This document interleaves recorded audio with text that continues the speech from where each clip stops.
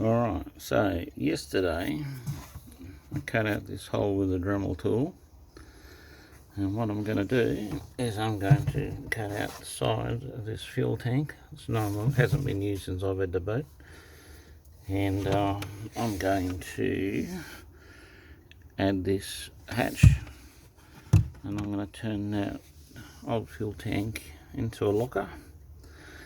And then what I'm going to do is I'm going to, as you can see on the seat here, it's got spider cracks. So I'm going to add a sheet of 18mm plywood underneath this and epoxy it in place. And once that's done, I'm going to ground out these spider cracks and with a Dremel tool and fill them in with a flow coat and see how we go, and see if I can kill two birds with one stone. So this is part one, and I'll post the video again when it's all finished. Alright, cheers.